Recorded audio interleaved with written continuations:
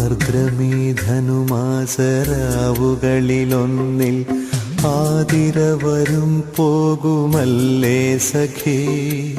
ആർദ്രമീ ധനുമാസരാവുകളിലൊന്നിൽ ആതിര വരും പോകുമല്ലേ സഖി.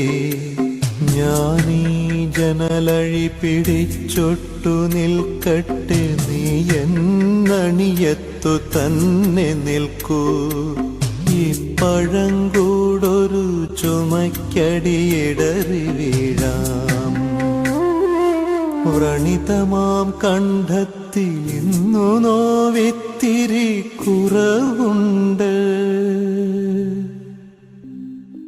വളരെ നാൾ കൂടി ഞാൻ നേരിയ നിലാവിൻ